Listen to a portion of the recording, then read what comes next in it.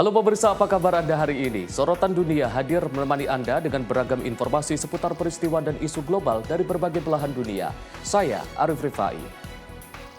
Pemirsa, Presiden Afrika Selatan Cyril Ramaphosa mengapresiasi dukungan Indonesia dalam perjuangan melawan apartheid. Hal tersebut disampaikan saat bertemu Presiden Republik Indonesia Prabowo Subianto di Istana Merdeka, Jakarta. Presiden Afrika Selatan Cyril Ramaphosa menyampaikan apresiasi mendalam atas dukungan Indonesia dalam perjuangan bangsanya melawan apartheid. Hal ini ia ungkapkan saat bertemu dengan Presiden Republik Indonesia Prabowo Subianto di Istana Merdeka, Jakarta pada Rabu 22 Oktober 2025. Ramaphosa menyebut Indonesia bukan sekadar mitra diplomatik, tetapi sahabat sejati yang menunjukkan solidaritas di masa-masa sulit. Ia juga menyoroti eratnya hubungan kedua negara yang telah terjalin sejak era perjuangan kemerdekaan di Afrika. Ramaphosa mengucapkan selamat atas peringatan 70 tahun Konferensi Asia Afrika yang menurutnya menjadi tonggak penting bagi kerjasama Selatan-Selatan dan inspirasi bagi gerakan pembebasan di Afrika. We see it as a very good indication of the importance that you ascribe to our relationship as South Africa and Indonesia. So I'd like to really thank you for the very warm welcome that you have extended to us. We congratulate you on the commemoration of the 70th anniversary of the Asian African Conference. The Bandung Conference in 1955 was a great inspiration and a source of encouragement to the leaders of our liberation struggle who were present there. For all these years, the people of South Africa found a steadfast ally in Indonesia, which consistently supported the struggle against apartheid. We will forever remain grateful for the support and the solidarity of the people of Indonesia. Lebih lanjut, Ramaphosa menegaskan bahwa dukungan Indonesia dalam perjuangan anti-apartheid merupakan bagian dari sejarah yang tak terlupakan. Solidaritas tersebut menurutnya tak hanya berupa dukungan politik, tapi juga keberanian moral untuk melawan ketidakadilan global. Sebelumnya, politik apartheid merupakan kebijakan pemisahan ras di Afrika Selatan sejak tahun 1948 hingga 1990-an yang menindas ras kulit hitam. Tim redaksi Simpo TV melaporkan. Pemirsa, Kementerian Pertahanan Republik Indonesia menerima kunjungan kehormatan dari Menteri Pertahanan Afrika Selatan Yang Mulia Engi Motsega. Keduanya membahas penguatan kerjasama di bidang pertahanan, termasuk pertukaran personel dan pengembangan industri pertahanan antar kedua negara. Kunjungan Menteri Pertahanan Afrika Selatan ke Kemhan RI merupakan bentuk komitmen untuk meningkatkan hubungan bilateral antara Indonesia dan Afrika Selatan dalam bidang pertahanan. Pertemuan tersebut disambut langsung oleh Menteri Pertahanan Republik Indonesia Syafri Samsudin. Kedua pihak membahas berbagai program kolaborasi, mulai dari people-to-people contact hingga pengembangan kerjasama industri pertahanan. Syafri menjelaskan kerjasama Indonesia dan Afrika Selatan juga akan berkembang dalam bidang peacekeeping, termasuk upaya bersama untuk misi kedamaian di Gaza. Syafri menyebut Afrika Selatan merupakan negara yang maju dalam pengembangan industri pertahanan dan Indonesia akan terus menjalin kolaborasi untuk pertukaran pengetahuan serta teknologi. Dengan South Africa sudah memulai hubungan sejak 2000-an ya. Terus kita 2023 kita lanjutkan lagi sampai dengan 2026. Nah, kita akan melanjutkan kerjasama ini dengan berbagai macam kegiatan, mulai dari people to people contact sampai ke leadership contact yang akan kita lanjutkan. Kita akan kembangkan lagi annual security dialogue antara South Africa dengan Indonesia. Dari pertemuan ini, Kemhan RI berharap kerjasama pertahanan dengan Afrika Selatan dapat terus terjaga dan memberi manfaat bagi kedua negara. Dari Jakarta, Dio Malau, Simpo TV melaporkan. Kita beralih ke informasi lain, pemirsa. Razia imigrasi di kawasan terkenal Canal Street, New York berujung ricuh pada Selasa 21 Oktober 2025. Aksi petugas federal yang memburu penjual barang palsu mendapat perlawanan dari warga dan meneriakkan yel-yel anti-ICE dan berusaha menghalangi kendaraan petugas. Insiden ini berujung pada beberapa penangkapan dan kecaman dari pegiat hak imigran. Sekitar pukul 4 sore, puluhan agen dari Imigrasi dan Bea Cukai AS melakukan operasi di kawasan Chinatown, Manhattan, yang dikenal sebagai pusat jual beli barang tiruan. Salah satu yang ditangkap adalah penjual aksesori ponsel yang diduga menjual produk palsu.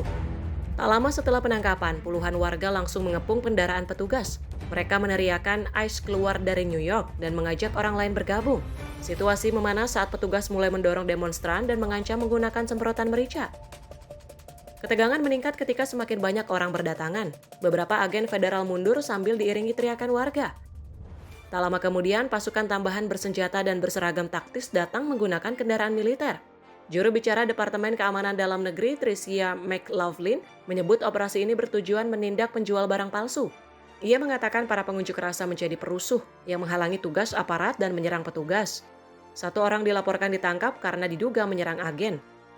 Operasi ini berlangsung beberapa hari setelah seorang influencer konservatif mengunggah video penjual tas di jalan dan menandai akun ICE di media sosial. Wali Kota Eric Adams menegaskan pemerintah kota tidak terlibat dalam razia ini. Aktivis imigran Murad Awaude menyebut peristiwa ini sebagai sandiwara kekerasan dari pemerintahan Trump untuk menebar ketakutan di komunitas imigran. Ia menilai operasi tersebut tidak ada hubungannya dengan keamanan publik. Tim redaksi Sinpo TV melaporkan.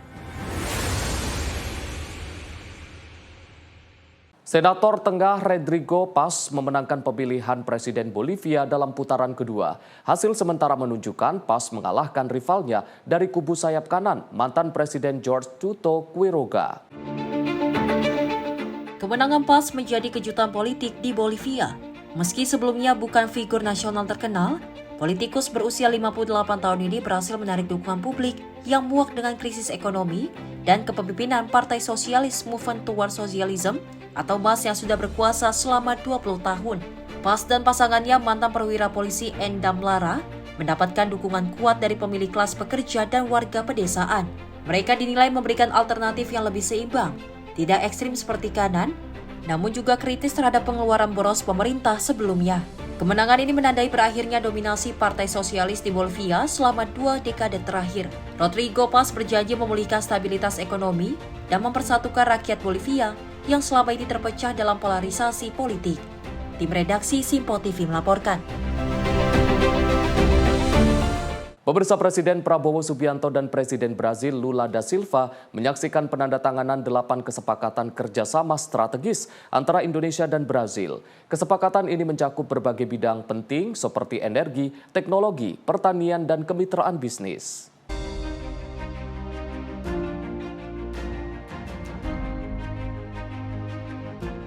Presiden Indonesia Prabowo Subianto dan Presiden Brazil Luiz Inácio Lula da Silva menyaksikan penandatanganan 8 dokumen nota kesepahaman dan memorandum kerjasama strategis di Istana Negara Jakarta pada Kamis 23 Oktober 2025. Sebelumnya, kedua pemimpin menggelar pertemuan TT-ATT dan bilateral yang berlangsung hangat dan penuh apresiasi.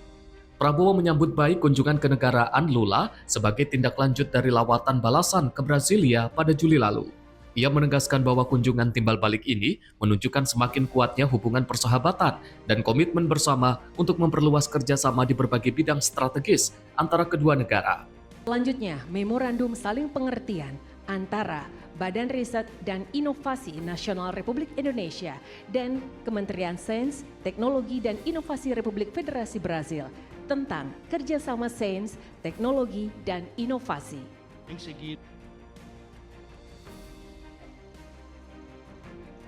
Kami persilakan untuk menunjukkan kepada media. Temos que mostrar para a mídia. Pangan dan Energi Republik Federasi Brasil tentang kerjasama energi dan pertambangan. Kami persilakan untuk dapat menunjukkan kepada media. Pedimos favor para mostrar para a mídia. Memorandum saling pengertian antara Danantara Indonesia dan GBS. Kami persilakan untuk menunjukkan kepada media. Favor, mostra para a mídia. Memorandum saling pengertian antara Kadin dan Apex tentang kerjasama promosi dagang. Kami persilakan untuk ditunjukkan kepada media. Por mostrar para a mídia. Berikutnya, memorandum saling pengertian antara PT Perusahaan Listrik Negara Persero Indonesia dan JNF SA Brazil.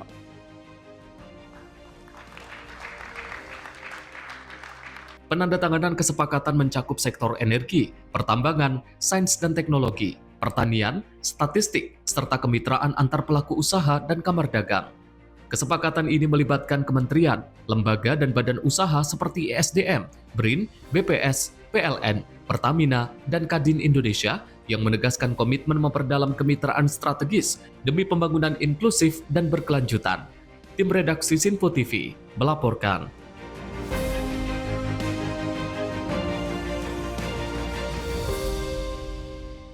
Militer Amerika Serikat melancarkan serangan ke-9 terhadap kapal yang diduga membawa narkoba di Samudra Pasifik Timur, menyebabkan 3 orang tewas. Serangan ini terjadi sehari setelah serangan sebelumnya yang juga menewaskan 2 orang di lokasi yang sama.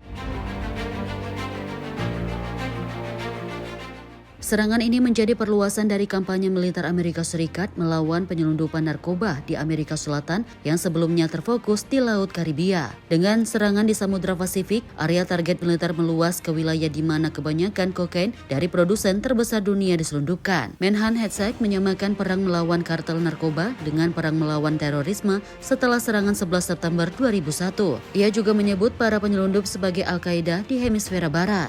Presiden Donald Trump membela serangan ini dengan mengatakan Amerika Serikat sedang berada dalam konflik bersenjata dengan kartel narkoba yang mengklaim organisasi kriminal itu sebagai pejuang tidak sah.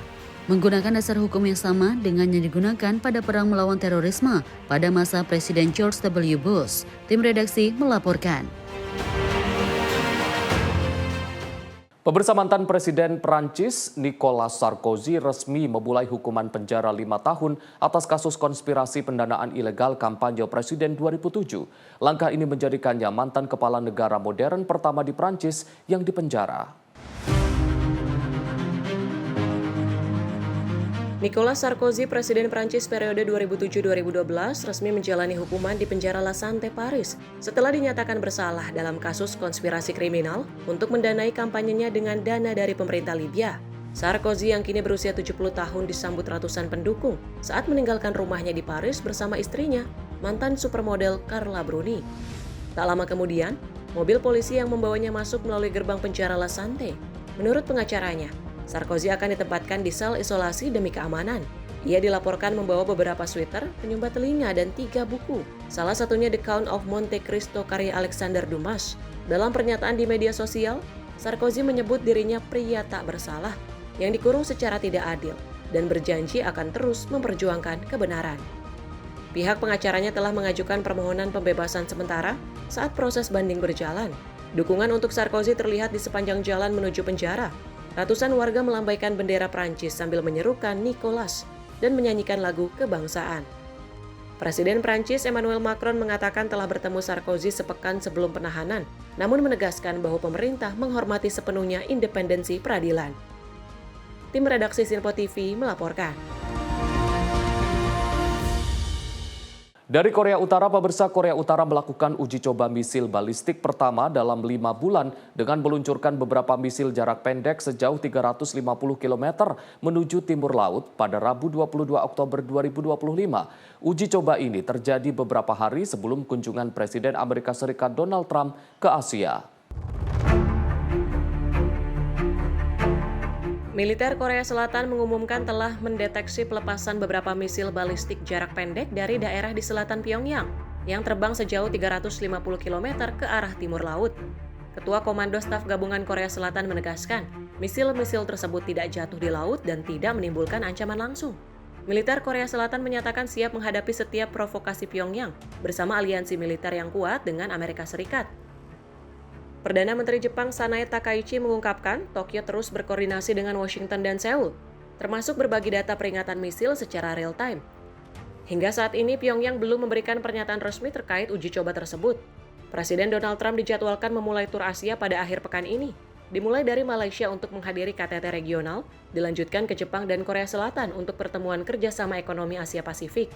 Trump juga dijadwalkan bertemu Presiden China Xi Jinping dan Presiden Korea Selatan Lee Jae-myung di kota Gyeongju, meskipun ia diperkirakan tidak hadir dalam sesi utama KTT APEC.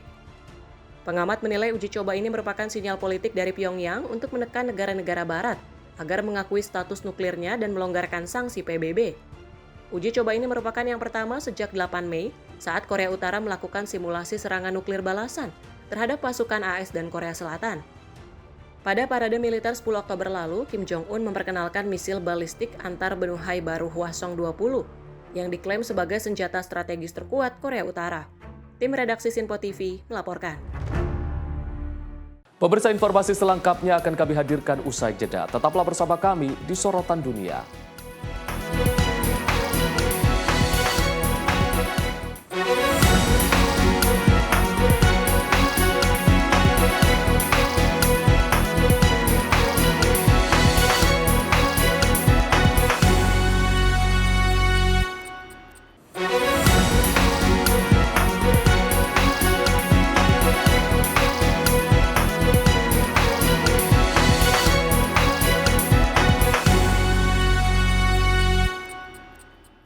Pemirsa, Anda kembali menyaksikan Sorotan Dunia.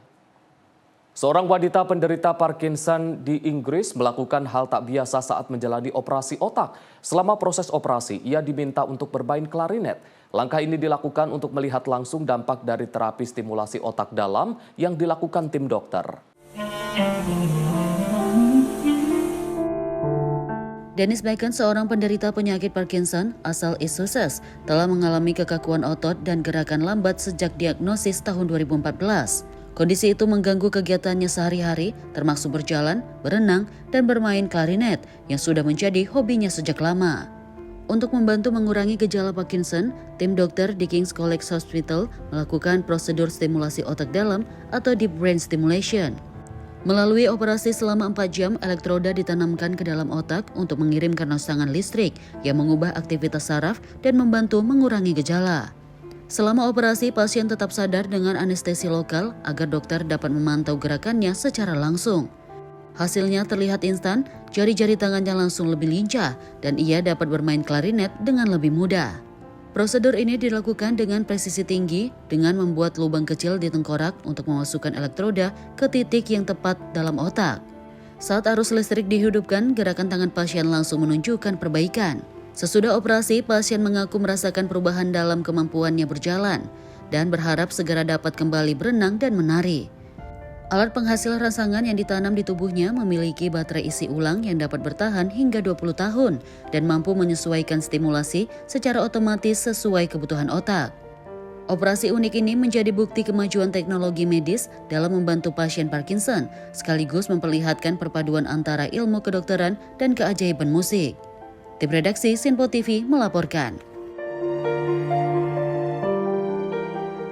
Kita beralih ke informasi lain, pemirsa. Artileri kelompok pasukan pusat Rusia dilaporkan menggagalkan rotasi unit tentara Ukraina di arah Krasnoarmeysk pada Selasa 21 Oktober 2025. Kementerian Pertahanan Rusia melaporkan operasi tersebut berhasil menghancurkan beberapa sasaran lawan. Rekaman menunjukkan para prajurit menggunakan meriam tarik M46 untuk menembak sasaran di zona tempur. Dalam video terlihat pula para tentara menutupi meriam dengan ranting pohon. Menurut Kementerian Pertahanan Rusia, operator UAV menemukan beberapa musuh di sebuah pos pertahanan saat melakukan pengintaian udara. Moskow meluncurkan serangan militer ke Ukraina pada akhir Februari 2022 setelah mengakui kemerdekaan Republik Rakyat Donetsk dan Lugansk atau DPR dan LPR. Rusia mengklaim Kiev gagal memberikan status khusus sesuai perjanjian Minsk 2014 dan meminta Ukraina menyatakan netral serta tidak bergabung dengan NATO. Kiev mengecam tindakan Rusia sebagai invasi. Presiden Volodymyr Zelensky memberlakukan darurat militer secara nasional dan mengumumkan mobilisasi umum. Sementara Uni Eropa dan Amerika Serikat menjatuhkan sejumlah sanksi terhadap Moskow. Tim redaksi Sinpo TV melaporkan. Presiden Prabowo Subianto dan Presiden Afrika Selatan Cyril Ramaphosa menunjukkan keakraban usai bertemu bilateral di Istana Negara Jakarta. Momen penuh semangat tercipta saat keduanya menyerukan slogan perjuangan Amanlah Awetu di hadapan media.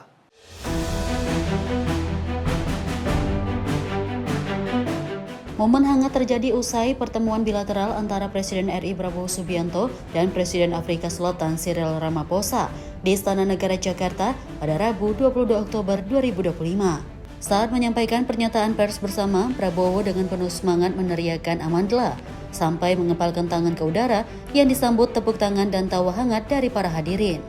Ramaphosa langsung menjawab dengan lantang, "Aweto," sebuah respon khas rakyat Afrika Selatan yang berarti milik kita. Seruan Amandla Aweto merupakan slogan perjuangan anti-apartheid yang populer di era Nelson Mandela, melambangkan kekuatan, kesatuan, dan semangat perlawanan terhadap penindasan. Presiden Prabowo memaknai momen itu sebagai simbol solidaritas antar negara selatan global. Ia menegaskan komitmen Indonesia untuk mempererat hubungan dengan Afrika Selatan melalui kerjasama nyata di berbagai bidang strategis. We admire the strengths, the idealism and the courage of the struggle of the South Africans fighting against injustice and apartheid.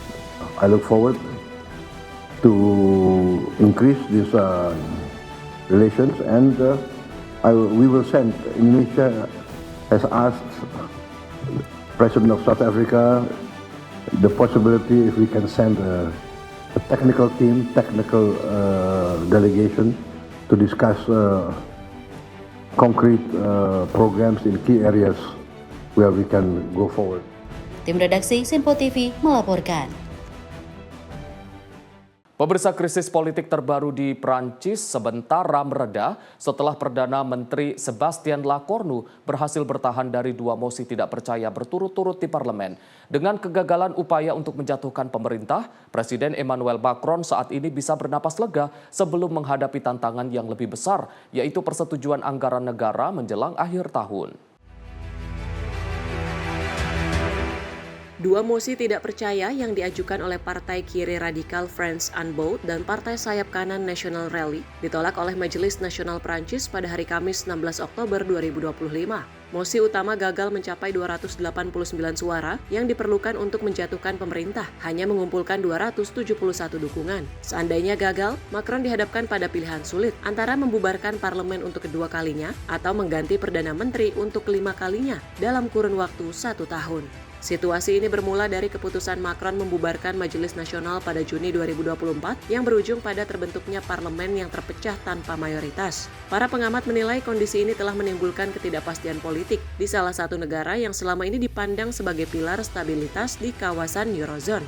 Bagi pasar keuangan dan mitra internasional, kondisi politik Prancis yang tak menentu ini memunculkan kekhawatiran atas kemampuan pemerintah untuk melakukan reformasi atau menjaga arah kebijakan fiskal. Ujian berikutnya adalah RUU Anggaran Negara yang harus disetujui sebelum akhir tahun ini di tengah parlemen yang terpecah. Tim redaksi Sinpo TV melaporkan. Dari Nepal, pemirsa, Nepal menggelar perayaan Kukur Tihar, sebuah festival yang didedikasikan sepenuhnya untuk menghormati anjing. Perayaan ini menjadi simbol hubungan spiritual antara manusia dan hewan, sekaligus bentuk terima kasih atas kesetiaan dan pengabdian anjing kepada manusia.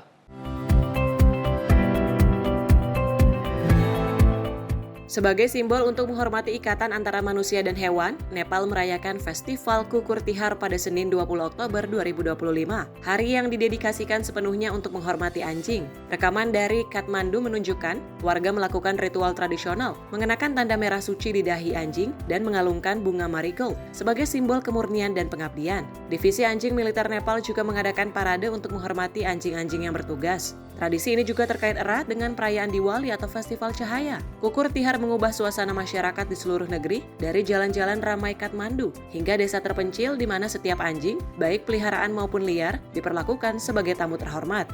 Dalam agama Hindu, anjing dianggap sebagai utusan dewa kematian. Di Nepal, masyarakat merayakan mereka baik atas makna spiritual maupun jasa mereka dalam pelayanan untuk polisi dan negara. Di luar upacara keagamaan, anjing diberlakukan dengan jamuan makanan mewah seperti daging, telur, dan susu sebagai tanda terima kasih atas kesetiaan mereka.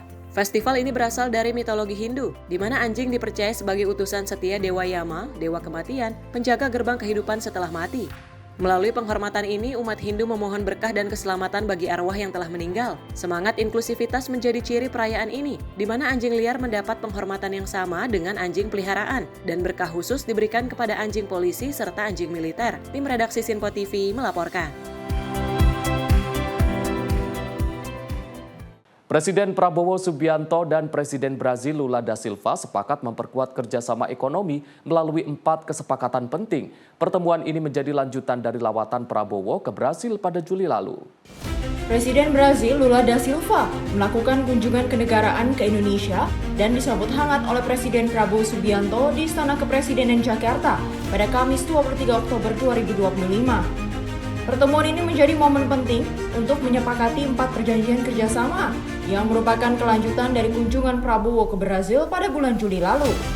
Meskipun rincian kesepakatan belum diungkap, Prabowo menyatakan bahwa hubungan bilateral kedua negara sangat baik, terutama di sektor ekonomi. Prabowo menekankan besarnya potensi pasar gabungan kedua negara yang mencapai sekitar 500 juta jiwa, serta pentingnya penguatan kerjasama melalui rencana pembentukan Indonesia-Mercosur Comprehensive Economic Partnership Agreement. Kedua negara sebagai anggota BRICS memiliki peluang besar untuk memperdalam kerjasama ekonomi dan strategi bersama. Pertemuan yang intensif dan produktif. Kita kedua negara adalah 2 kekuatan ekonomi baru yang sedang meningkat terus-menerus. Kita merupakan 2 kekuatan Global South. Karena itu kerjasama antara Indonesia dan Brazil memiliki arti strategis dan kami berdua memandang sangat penting hubungan ini.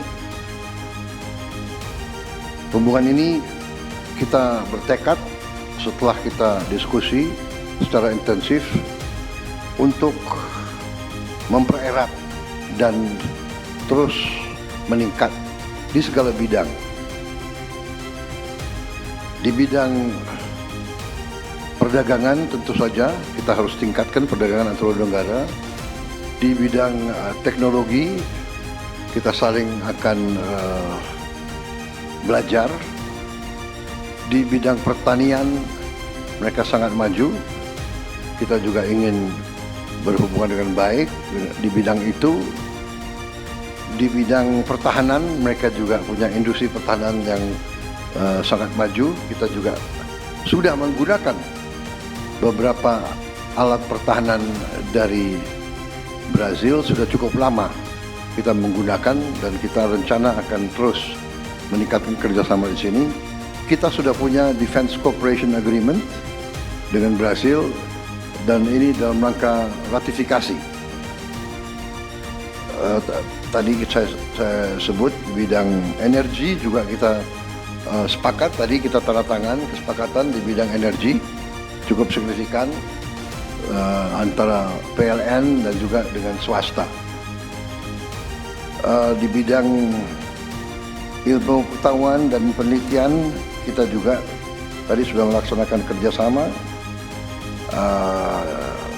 Secara garis besar kita sepakat ingin menuju suatu perjanjian kemitraan ekonomi komprehensif SEPA yang kita sudah wujudkan dengan Uni Eropa dan dengan Kanada, dan kita dapat dukungan dari Brazil karena Brazil sekarang adalah presiden dari Mercosur. Kita harap dukungan terus. Jadi di banyak bidang kita melihat sinergi yang sangat komplementer, saling mendukung. Di bidang internasional kita punya sikap yang sama terhadap hubungan multilateral di semua bidang yang penting. Bidang politik, bidang ekonomi, bidang industri, perdagangan. Kemudian karena itu kita akan kerjasama di bidang politik internasional. kita sama-sama anggota BRICS, kita juga anggota G20. Jadi kita ingin meningkatkan. Hari ini kita menyaksikan kerjasama ekonomi yang signifikan, yang nilainya tadi saling, yang ditandatangani tadi potensinya itu sampai lebih dari $5 miliar. Tadi yang kita tandatangan tadi itu.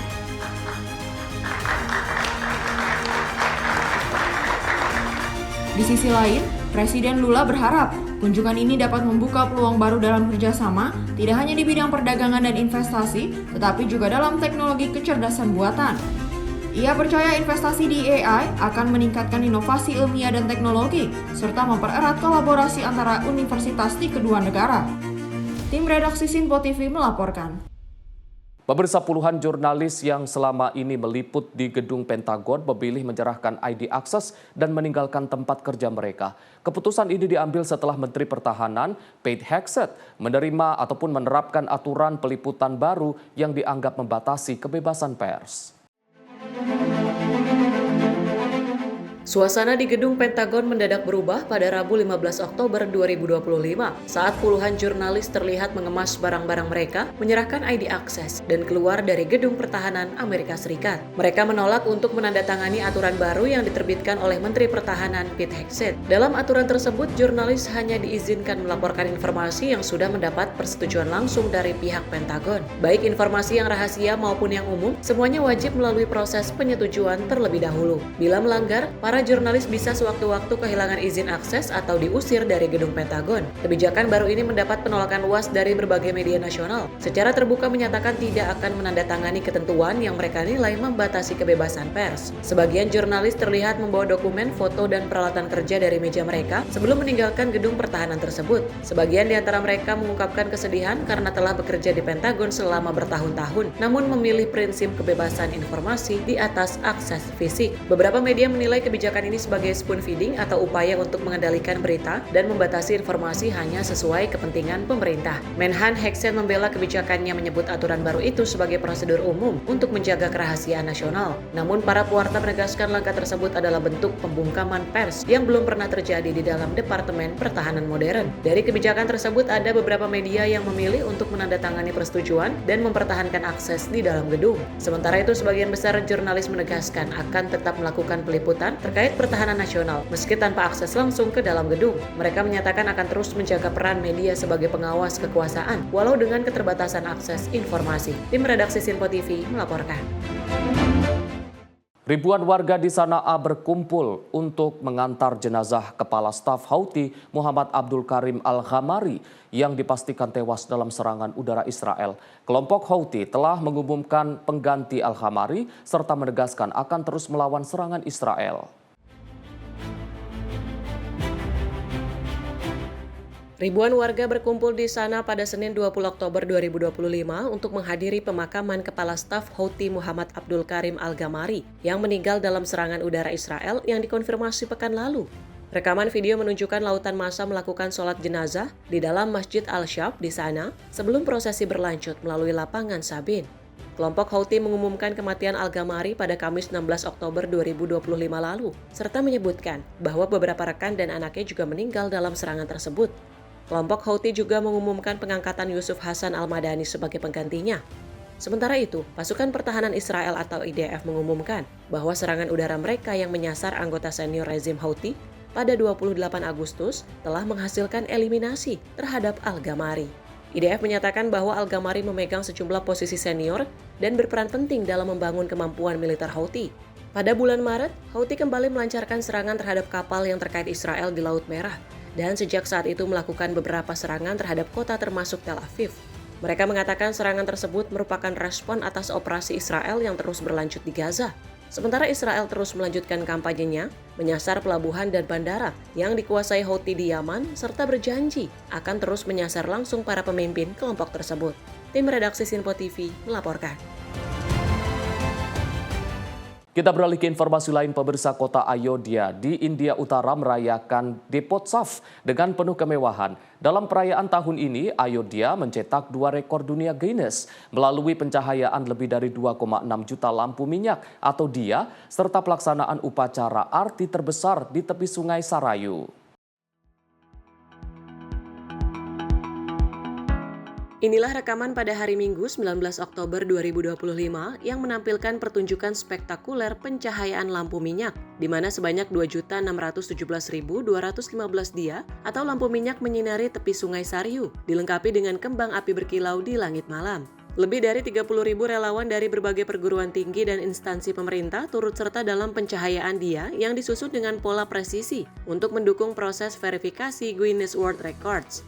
Pada upacara arti Sarayu pada Jumat 17 Oktober malam waktu setempat, sebanyak 2.128 pemuja melaksanakan ritual secara serentak. Deepotsava atau Diwali, yang juga dikenal sebagai Festival Cahaya, merupakan perayaan Hindu terbesar di India yang melambangkan kemenangan cahaya atas kegelapan dan kebaikan atas kejahatan.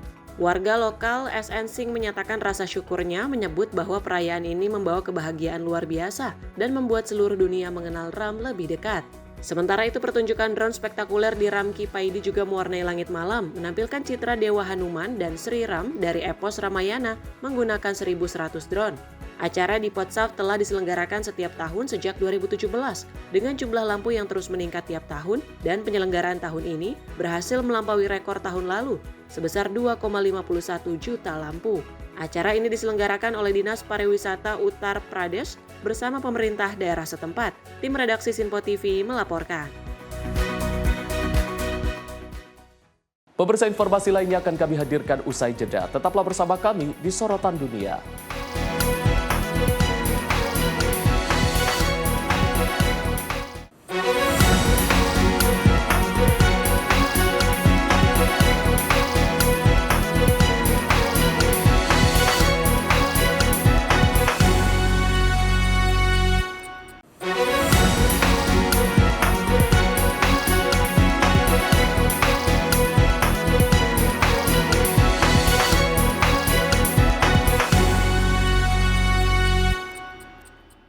Terima kasih Anda masih bersama kami di Sorotan Dunia.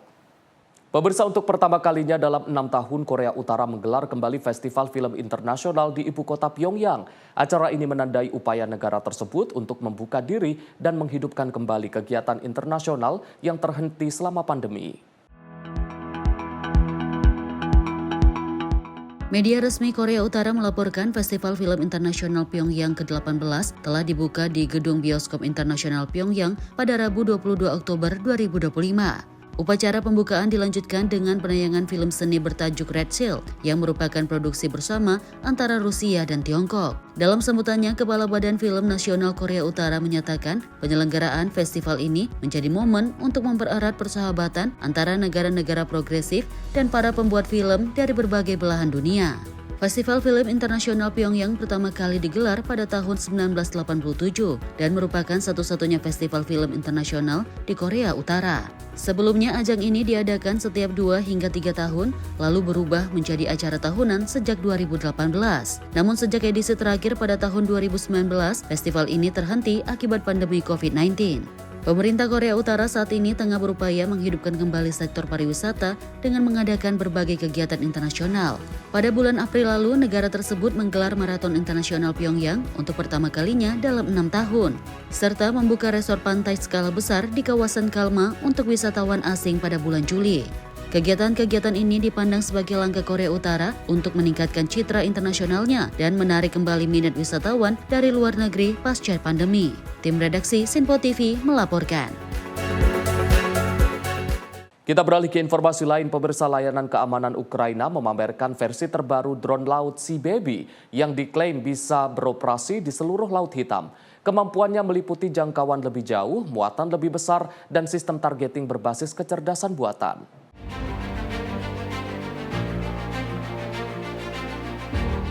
Layanan Keamanan Ukraina atau SBU mengumumkan peningkatan kapabilitas pada platform USV yang dikenal dengan nama Sea Baby. Menurut keterangan resmi, jangkauan operasional kapal tanpa awak ini ditingkatkan dari sekitar 1.000 km menjadi 1.500 km. Kapasitas muatan dilaporkan sampai 2.000 kg sehingga memungkinkan pemasangan perlengkapan persenjataan lebih berat. Pada demonstrasi terbatas yang dihadiri pers internasional, terlihat varian-varian yang dilengkapi peluncuran roket multiple launcher serta turret senapan mesin berstabilisasi. Pejabat SBU menyebutkan fitur baru seperti sistem penentuan teman atau musuh berbasis AI, kemampuan meluncurkan drone udara kecil, serta mekanisme pemusnahan berlapis untuk mencegah penyerahan atau penjarahan aset. SBU mengklaim serangan dengan USP telah memberi dampak strategis pada operasi Angkatan Laut Rusia. Menurut laporan, serangan-serangan tersebut telah mengenai beberapa kapal Rusia, termasuk fregat dan kapal pembawa rudal. Hasilnya, beberapa kemampuan armada Rusia dipindahkan dari Sevastopol ke Novorossiysk di pantai Laut Hitam Rusia. CBB telah berkembang dari platform sekali pakai menjadi sistem yang dapat digunakan ulang dan multifungsi. Transformasi ini dipandang sebagai langkah maju dalam perang laut asimetris. Operasi drone dilakukan dari pusat kendali mobile yang sering berada di dalam sebuah van. Operator memantau sebaris layar dan kontrol jarak jauh untuk mengendalikan aset-aset ini. SBU juga menyerukan bahwa program CBB didanai sebagian melalui sumbangan publik yang dikoordinasikan oleh inisiatif negara dan dilakukan bersinergi dengan pimpinan militer serta politik Ukraina. Menurut pejabat proyek, pengembangan dari perahu serang sekali pakai ke drone yang terjaring jaringan menjadi pencapaian penting dari sudut taktikal. Pada varian baru ini telah dipasang persenjataan roket yang memungkinkan pengoperasian dari jarak aman di luar jangkauan tembakan musuh. Hal ini menjadi bukti bagi publik bahwa dana sumbangan digunakan untuk meningkatkan efektivitas operasi militer. Tim redaksi Sinpo TV melaporkan. Presiden Suriah Ahmed Al-Shara tiba di Moskow untuk kunjungan resmi dan pertemuan dengan Presiden Rusia Vladimir Putin. Ini menandai kunjungan pertama Al-Shara sejak ia menjabat sebagai kepala negara. Inilah video yang menunjukkan Al-Shara turun dari pesawat dan bersalaman dengan seorang pejabat Rusia.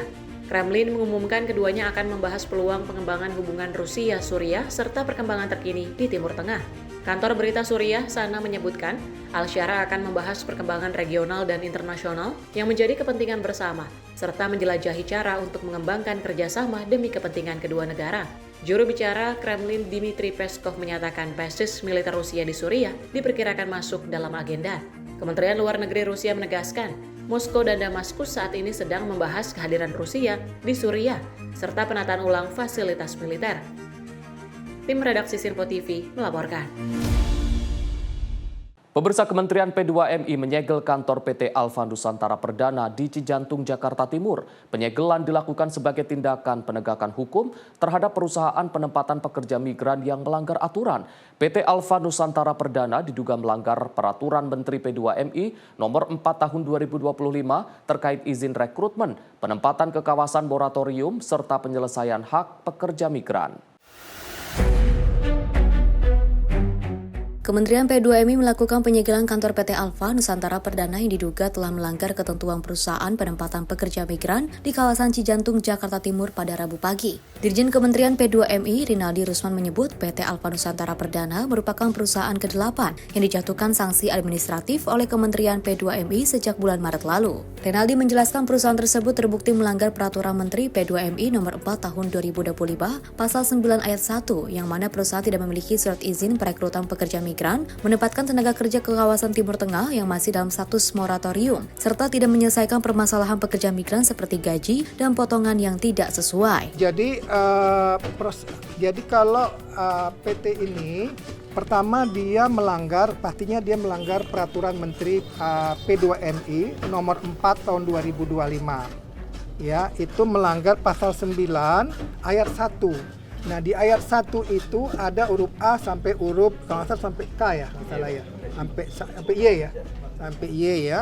Nah, itu yang melanggar ada di huruf A, huruf K, dan huruf T. Nah, huruf A itu PT ini tidak memiliki SIP2MI, surat izin perekrutan pekerja migran Indonesia, dalam melakukan merekrut atau menempatkan calon pekerja migran Indonesia. Dia tidak memiliki, padahal sebagai sebuah perusahaan P3MI, dia wajib memiliki SP2MI. Lebih lanjut atas persoalan tersebut, Kementerian P2MI pun memberikan sanksi administratif selama 3 bulan kepada PT Alfa Nusantara Perdana dan akan meningkatkan penindakan hingga pencabutan izin usaha apabila kewajiban tidak dipenuhi. Penindakan ini diharapkan bukan sekedar menjadi langkah reaktif, melainkan juga sebagai bentuk komitmen pemerintah untuk melindungi pekerja migran Indonesia serta menjamin penegakan aturan bagi seluruh perusahaan penempatan pekerja migran. Dari Jakarta, Sri Dewi Andayani, Muti Angkiadi, Simpo TV melaporkan. Pemirsa, dalam aksi yang hanya membutuhkan waktu 4 menit, para pencuri menggunakan lift untuk menaiki fasad Museum Louvre Paris, mengambil perhiasan mahkota Napoleon. Kejadian terjadi saat museum sudah dibuka untuk umum dan disebut sebagai salah satu pencurian terbesar dalam sejarah museum Eropa. Pencuri memanjat fasad menggunakan lift yang mereka bawa sendiri. Masuk melalui jendela, mereka langsung menuju Galeri Apollon, tempat benda-benda kerajaan Prancis dipamerkan. 2 kotak display dipecahkan dan 8 benda dicuri sebelum mereka kabur dengan sepeda motor. Menteri Budaya Rachida Dati menyebut aksi ini sebagai operasi profesional 4 menit. Salah satu objek mahkota Empress Eugenie yang berpadu emerald dengan 1.300 berlian ditemukan rusak di luar museum. 8 benda yang dicuri diantaranya tiara, kalung, anting, dan perhiasan bersejarah dari abad ke-19, termasuk milik Ratu Mary Emily, Hortense, Empress Mary Louise, dan Eugene. Pihak berwenang menyebut nilai sejarah benda-benda tersebut tidak ternilai. Pejabat mengakui bahwa museum sudah lama mengalami tekanan dari lonjakan wisata dan kekurangan staf keamanan. Serikat Pekerja pernah melakukan mogok kerja pada bulan Juni karena kepadatan pengunjung. Meski karya seperti Mona Lisa dilindungi kaca anti peluru, area ini dinilai belum cukup aman. Kejadian ini membuat museum ditutup sepanjang hari untuk penyelidikan forensik. Pihak kepolisian menutup akses jalan di sekitar Seine dan memeriksa rekaman CCTV dan meminta keterangan para staf. Menteri Dalam Negeri Laurent Nunez menyebut insiden ini sebagai perampokan besar. Ia menyatakan bahwa langkah keamanan sudah diperkuat dalam beberapa tahun terakhir dan akan diperkuat lagi melalui rencana modernisasi berskala besar di bawah inisiatif Louvre New Renaissance. Tim redaksi Simpo TV melaporkan. Pemirsa, asap tebal menyelimuti ibu kota India New Delhi pada Selasa 20 Oktober 2025 setelah perayaan Diwali. Penggunaan petasan yang melampaui batas waktu yang ditetapkan Mahkamah Agung membuat kualitas udara turun ke level sangat buruk.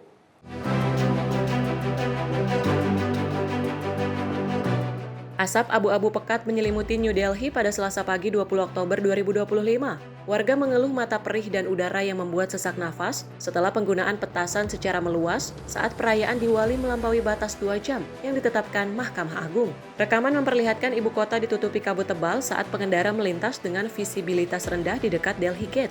Truk anti asap terlihat menyemprotkan air di sepanjang jalan, sementara warga mengenakan masker berjalan di tengah asap tebal dan layar digital menampilkan indeks kualitas udara. Kualitas udara Delhi turun ke kategori sangat buruk dari 38 titik pemantauan. 35 diantaranya melaporkan level zona merah antara sangat buruk hingga parah. Berdasarkan data dari Badan Pengendalian Polusi Pusat, indeks kualitas udara Delhi mencapai angka 350 pada pukul 8 pagi. Beberapa daerah seperti Anand Vihar dan Wazirpur melampaui angka 400. Secara keseluruhan tingkat polusi tercatat 15 kali lipat di atas batas aman WHO. Warga melanggar aturan yang hanya membolehkan petasan ramah lingkungan pada jam 8 hingga 10 malam. Saat warga menuntut peraturan yang lebih ketat untuk mengatasi asap musim dingin yang berulang tiap tahun. Pemerintah Delhi mengumumkan rencana hujan buatan melalui teknologi penyemaian awan yang dijadwalkan dalam pekan ini untuk membantu menurunkan tingkat polusi. Tim redaksi Simpo TV melaporkan. Sementara itu, pemirsa, Ukraina kembali jadi sasaran serangan besar-besaran dari Rusia. Ratusan drone dan puluhan rudal dilepaskan untuk menghancurkan infrastruktur energi di sejumlah wilayah. Sementara itu, Presiden Volodymyr Zelensky bersiap meminta dukungan militer tambahan dari Presiden Amerika Serikat Donald Trump, termasuk sistem pertahanan udara dan rudal jarak jauh. Pertemuan diperkirakan berlangsung di Gedung Putih tak lama setelah Trump berkomunikasi langsung dengan Presiden Rusia Vladimir Putin yang disebutnya sebagai langkah awal untuk mengakhiri perang. Serangan terbaru ini merusak 8 fasilitas energi di wilayah Ukraina, termasuk ibu kota Kyiv. Operator nasional Ukrenergo melaporkan pemadaman listrik skala besar, sementara perusahaan energi Ditek menyatakan harus menghentikan ekstraksi gas alami di wilayah Poltava. Perusahaan minyak dan gas negara Naftogaz juga melaporkan infrastruktur gas telah rusak untuk ke-6 kalinya pada bulan ini. Presiden Zelensky mengatakan Rusia menembakkan lebih dari 300 drone dan 37 rudal dalam satu malam, dan menuduh mereka menggunakan senjata klaster serta menyasar kru penyelamat yang sedang memperbaiki jaringan listrik. Sementara itu, Presiden Amerika Serikat Donald Trump menyatakan telah berbicara dengan Presiden Rusia Vladimir Putin dan berencana untuk bertemu langsung dengannya di Budapest meski tanggal pertemuan belum ditentukan. Tim redaksi Sinpo TV melaporkan. Kita beralih ke informasi lain, pemirsa. Ratusan pelari bersama anjing mereka turut ambil bagian dalam gelaran Peloton Madrid ke-14. Acara ini berjuang untuk meningkatkan kesadaran terhadap penelantaran dan kekerasan kepada hewan. Ratusan pelari bersama anjing mereka mengikuti gelaran Peloton Madrid ke-14 pada Minggu 19 Oktober 2025. Lomba ini digelar untuk meningkatkan kesadaran terhadap penelantaran dan kekerasan pada hewan, serta mendorong kepemilikan hewan yang bertanggung jawab. Rekaman memperlihatkan para peserta berlari bersama anjing mereka melintasi ibu kota Spanyol, mulai dari Plaza de Calen hingga Paseo de la Castellana. Acara ini digagas oleh aktris dan aktivis Alejandra Boto dan telah menjadi salah satu ajang terbesar bagi pecinta anjing di Eropa. Sejak pertama digelar, lebih dari 54.000 anjing dan pemiliknya telah berpartisipasi dalam lomba ini. Peloton bertujuan untuk menekankan pentingnya perawatan dan adopsi hewan peliharaan, sekaligus menggalang dana bagi program kesejahteraan hewan. 30% dari hasil pendaftaran disalurkan kepada Asosiasi Non-Profit Nasional Peloton untuk mendukung program sterilisasi dan vaksinasi di penampungan hewan berdaya rendah, serta kampanye pencegahan penyakit leishmaniasis yang bekerja sama dengan Rumah Sakit Klinik Veteriner Universitas Alfonso X El Sabio. Tim redaksi Sinpo TV melaporkan. Pemirsa, seekor paus biru raksasa ditemukan terdampar di pantai provinsi Contral Mirante Villar, wilayah utara Peru. Kejadian ini menggemparkan warga dan wisatawan yang berada di sekitar lokasi. Inilah video yang menunjukkan tubuh paus tergeletak di tepi pantai, sementara petugas dari Organization for Research and Conservation of Aquatic Animals atau ORCA melakukan pengukuran spesimen. Warga dan wisatawan terlihat menyaksikan dari dekat. Bersama para ahli dari Instituto del Mar del Peru atau IMARPE, mereka mengambil sampel untuk menentukan penyebab kematian paus. Menurut para ahli, paus biru jarang berlalu di perairan utara Peru, sehingga kejadian ini dianggap tidak biasa. Diduga paus tersebut tersasar dari rute migrasinya, namun penyebab pasti kematiannya masih belum diketahui. Otoritas belum menutup kemungkinan paus tersebut bertabrakan dengan kapal nelayan. Faktor lain seperti pencemaran dan perubahan ekosistem laut juga diperkirakan menjadi penyebab kematian. Insiden ini terjadi bersamaan dengan musim migrasi paus bongkok yang melintas perairan Peru Utara antara Juli dan Oktober. Otoritas setempat mengimbau pengunjung untuk tidak mendekat atau menyentuh spesimen selama proses investigasi berlangsung. Tubuh paus tersebut akan dikubur untuk menghindari risiko pencemaran lingkungan dan laut. Paus biru merupakan hewan terbesar di dunia yang pernah hampir punah akibat perburuan komersial pada abad ke-19 dan ke-20. Populasinya saat itu menurun hingga 99%. Namun sejak dilindungi dari perburuan, sejak tahun 1966, populasi paus biru mulai menunjukkan pemulihan secara perlahan. Tim redaksi Sinpo TV melaporkan. Pemirsa, hampir 16.000 drone menerangi langit malam di Liuyang, Provinsi Hunan, Cina Tengah dalam pertunjukan spektakuler yang menampilkan pohon dan bunga raksasa. Penampilan tersebut tak hanya memukau penonton tetapi juga memecahkan 2 rekor dunia Guinness.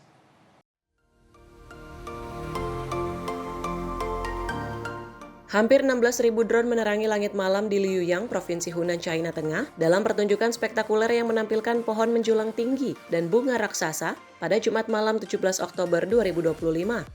Rekaman video menunjukkan presisi dan kesempurnaan sinkronisasi dalam pertunjukan yang menghadirkan Tree of Life atau pohon kehidupan dengan cabang-cabang bercahaya yang menyebar di langit malam sebelum cahaya kemilau emas mengalir turun seperti air terjun emas. Penampilan memukau ini memikat jutaan penonton secara langsung maupun online, menggabungkan teknologi, seni, dan kemegahan kembang api dalam pertunjukan yang mengubah definisi hiburan udara. Liuyang yang dikenal sebagai ibu kota kembang api China berhasil mencetak 2 rekor dunia Guinness selama acara tersebut. Rekor pertama untuk peluncuran serentak 15.947 drone yang dikendalikan oleh satu komputer. Rekor kedua dicapai melalui tampilan udara 7.496 drone yang membawa kembang api, menggandakan rekor dunia sebelumnya. Pertunjukan dengan tema A Firework Belonging to Me Ini menegaskan reputasi Liu Yang sebagai tempat kelahiran kembang api tradisional China, sekaligus menunjukkan inovasi modern dalam industri hiburan visual. Kota Liu Yang yang menggelar pertunjukan kreasi kembang api dan drone setiap Sabtu malam terus menarik ribuan wisatawan untuk menyaksikan perayaan cahaya yang semakin berkembang dari waktu ke waktu. Tim redaksi Sinpo TV melaporkan. Pemirsa, informasi tadi sekaligus menutup Sorotan Dunia edisi kali ini. Saya Arif Rifai, mewakili seluruh kru yang bertugas mengucapkan terima kasih atas kebersamaan Anda. Sampai jumpa.